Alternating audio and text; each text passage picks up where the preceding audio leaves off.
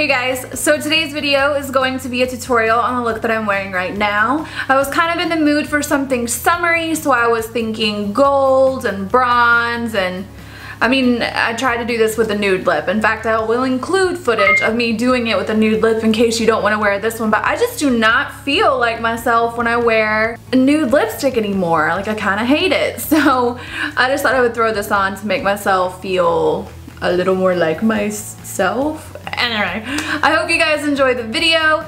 I also show you guys a little bit of my new skin routine, like in terms of my foundation. If you guys want to see a whole new, like, dedicated foundation routine video, I will happily make that for you. This was done using the Aqua blend I was telling you guys about in my most recent video, which I feel like is perfect for summer. It's really lightweight, beautiful coverage, makes you look really glowy and like you're not wearing a lot of makeup. But it's also waterproof, fun fact, so you can go swimming on that first date if you need. Anyway, I hope you guys enjoyed the video. Please thumbs up if you do enjoy the video. Check the down bar for links to all my social media platforms. Subscribe if you have not, and I will check you in the next one. Love you more than you will ever know. Bye! Alright guys, things are going in kind of a different order than normal today. I'm going to start off by applying the Charlotte Tilbury Magic Cream, and I'm applying that to my face, rubbing upwards and not downwards. This helps perk up the skin, and I'm lightly tapping and massaging underneath my eyes to kind of reduce puffiness and help out with any darkness I have underneath there. Then I'm going to hit my face with the Smashbox Primer Water just to give my makeup something to grip onto. I talked about this in a recent favorites video. Next, going in with the Makeup Forever Water Blend Foundation, I'm applying a layer of this with my fingers. I've just put like 3 pumps on the back of my hand. Sounds like a lot, but it's really not. There's not a whole lot that comes out in each individual pump with this product. I'm just working this all over my skin, and I'm gonna kind of let this sit and hang out while I work on my eyes. I find that this kind of helps give the second layer something to stick to, and as you can tell, I don't look like I'm wearing foundation. I just look like I have really good skin. Thank you, Makeup Forever. Next, I'm applying my eye primer from lash line to brow with a brush just to kind of get it down on there exactly where I want it. And once I do that, I'll blend it out with my finger to absorb any excess product and make sure that it's not too sticky and it doesn't crease. But just to be on the safe side, I always like to apply a kind of bone colored eyeshadow with a fluffy brush from lash line to brow just to set the texture of the eye primer, but do what you want. After that, I'm taking the Kat Von D Shade Light palette, and I'm going in with this peachy shade. We're using pretty much only the Kat Von D palette today.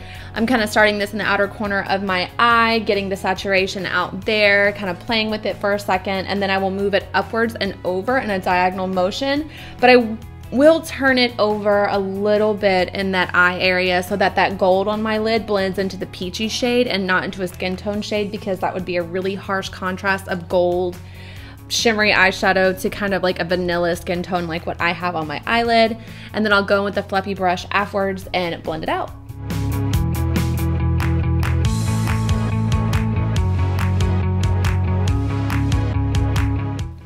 Next, I'm taking this kind of red earthy shade right here from the palette. There's a million dupes for this, so don't feel the need to get the palette for this particular color at all. I'm going to start packing this in the outer corner right below that first shade, and then I'm going to move it inward right underneath the peachy shade. Like, I don't want to take it too far up above that, but I definitely want to take it all the way into the lid.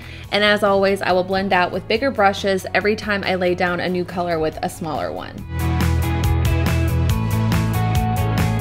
Then taking this slightly warm mid-tone brown shade, I'm taking an even smaller brush and dabbing this out in the outer corner, and I am once again going to move it all the way in on my eye, keeping it below the red shade and below the peach shade. I want to create some depth and dimension out here. If you have a more, if you have a bigger eye that already has a very defined shape to it, you really don't have to work as hard to create depth like I do. But if you have hooded eyes, flat eyes, smaller eyes, this really does kind of open up the eye and give it a more round appearance.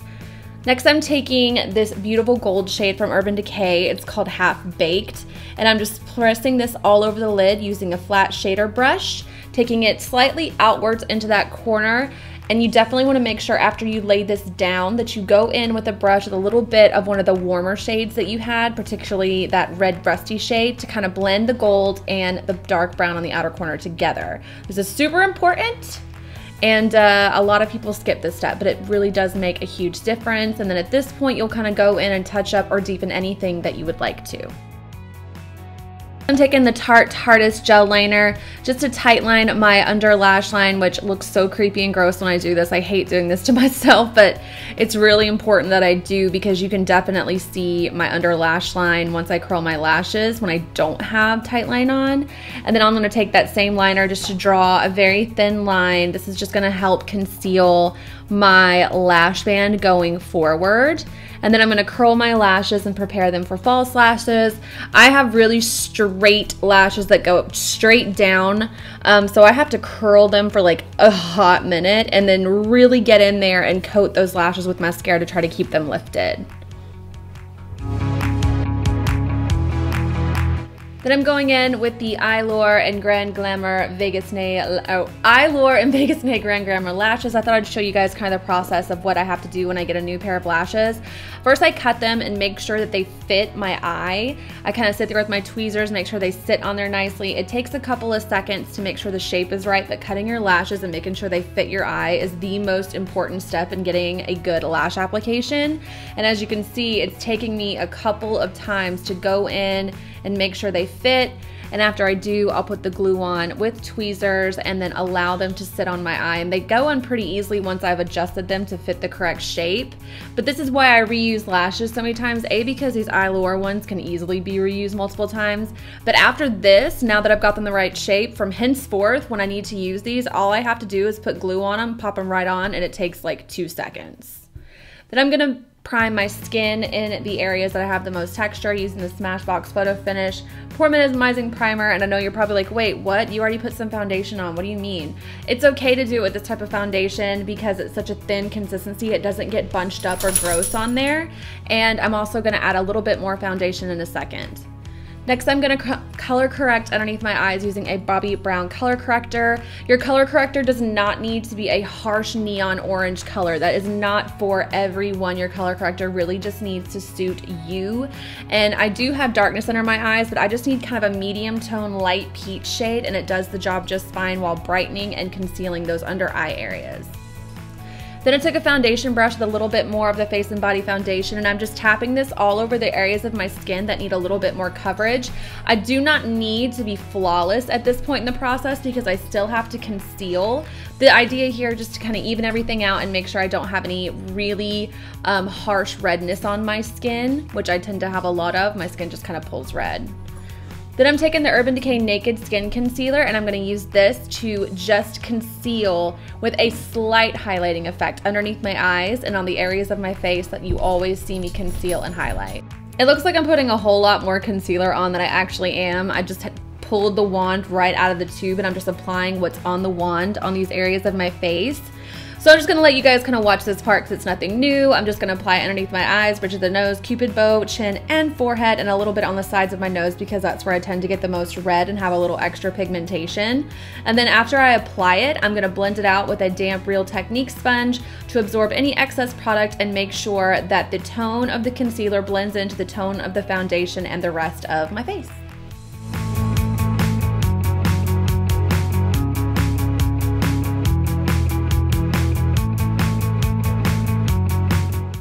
Next, taking the YSL Touche Eclat highlighting pen. I picked this one in particular not because it's YSL, but because the tone of it definitely gives a brightening effect, but isn't too stark yellow, too stark orange or peach or whatever. It does have a tone underneath it that gives brightness to the face, but does not look too harsh. Now, for a long time, I think what I was doing with my under eye concealer was making it too light, L-I-G-H-T, as opposed to bright, B-R-I-G-H-T. There is a big difference. When you go too light, it definitely gives that, hi, I have on makeup and I look like I just walked out of an Instagram filter look, which some people are into, but I am much more into a natural highlight and brightness under the eye, much closer to what you see like a celebrity makeup artist do. You don't see this harsh, super stark brightness on their face. It blends in naturally to the rest of the skin and just looks really glamorous and put together.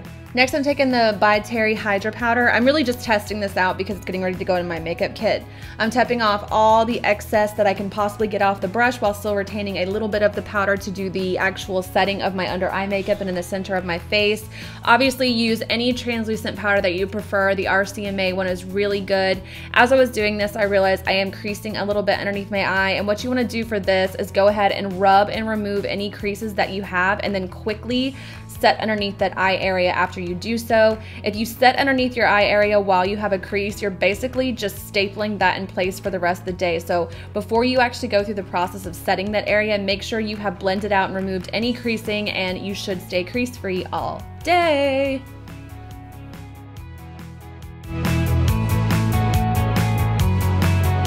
So I'm starting the process of smoking out my under lash line. This is very optional. If you do not want to do this, feel free to omit it, but I like to do it because it kind of ties the upper lash line in with the lower, and it opens up my eyes in particular. It's very flattering if you have smaller eyes and you want the appearance of bigger ones. My recommendation is to, every time you lay down a color, as always, go with a bigger brush and make sure you blend it out, but especially when you're doing your lower lash line, because you want it to be soft and blend naturally into the skin. Then I'm going to add some eyeliner to my waterline. This is just kind of a cool toned brown shade. It's going all in the waterline, and I'm dragging it slightly underneath to kind of smoke it out even further and act as a base for any darker shadows that I want to go in with next. That's going to add even more depth and dimension to that lash line. But as always, take your time, smudge out with a small brush and blend out with a bigger brush. Then I took a little bit of black on a push liner brush just to get it right next to that lash line and connect the outer corner of my eye to the outer corner. The outer corner of my lower lash line to the outer corner of my eyelid, blending it out once again and just making sure it's nice and seamless. Then I'm taking the Pixie bottom lash mascara. I talked about this in a recent favorites as well. I love this stuff. I need to go get a new tube today. It does such a good job of lengthening and separating those bottom lashes. For bronzer, I'm going with Bobbi Brown Golden Light Bronzer. I'm using this one because it is going to give warmth to my skin, but it's not orange, it's not too dark. I think that one of the biggest mistakes I've been making for a long time with my makeup is going in with too dark of a bronzer. In my mind, it was giving me contrast and it was giving me depth, but really it was just looking like I had a beard on my forehead and my face was orange in spots. So if I can give anyone any tips, I would check and make sure your bronzer isn't too dark, because it really does make your makeup look like it's wearing you and not the other way around.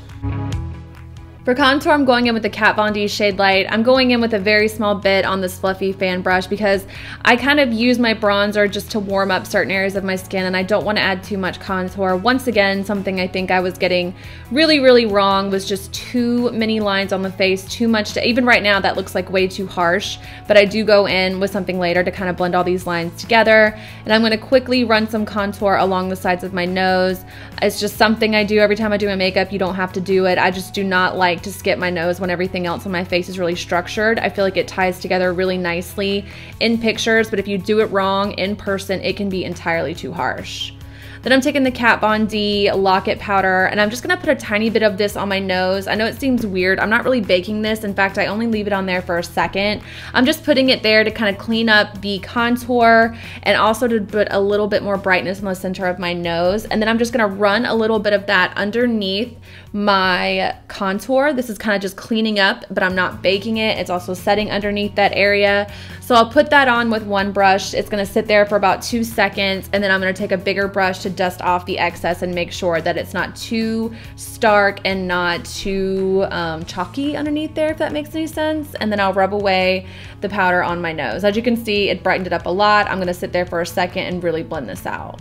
For blush, I'm going in with Nars Madly. It's a really nice neutral tone blush, and I'm taking the same brush I applied my bronzer with to put this on because I feel like the bronzing powder that's still on it kind of helps it blend into my bronzer naturally and just kind of ties all the colors in together so there's not a harsh separation of shades. And then I'm going to take Tarte Tipsy and just bop it just ever so slightly, a little bit on the center of my cheeks just to give a little bit more of a flush.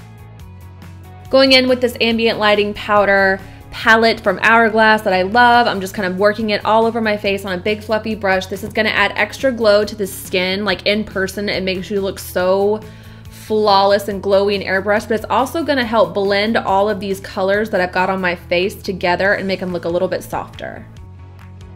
For highlighter, I'm going in with the Ambient Lighting Euphoric powder. I love this highlighting powder so much, and I'm just gonna take a little bit of that on kind of a more precise brush just to highlight the tops of my cheeks, and I'll run it on a couple of other select areas of my face. I love this highlighter because it's very natural, very pretty, very glowy, but it doesn't look frosty, chunky, or grody, which I hate grody looking highlighters, you guys know. For our nude lip option, I'm going with the Makeup Forever lip liner in the color 12 just to outline the lips, give them a little bit of definition. Then I'm gonna take Anastasia Beverly Hills Crush Liquid Lipstick. It's a pretty peachy pink nude color that's not too nude, not too peach, not too pink. I hate nude lips, how else can you describe them? And then I'm taking the Buxom Lip Gloss in Leslie, which has kind of a corally gold undertone to it, which isn't a totally flat nude. I do like this. I think it's pretty, but it's just not, it's not for me. I'm not that into it. But I am going to take a red Makeup Forever pencil. I don't have quite the orange tone that I want, or I would use that. Just once again using this to outline, define, carve out, and shape up my lips. I ended up using MAC's Lady Danger, but Anastasia Beverly Hills Spicy Liquid Lipstick is a perfect dupe. I really don't know why I didn't use that instead. But I'm just going to apply this all over my lip from the bullet, and then I'll take a brush to soften it up. I hope you guys enjoyed the video. Catch you in the next one. Have a wonderful day. Bye!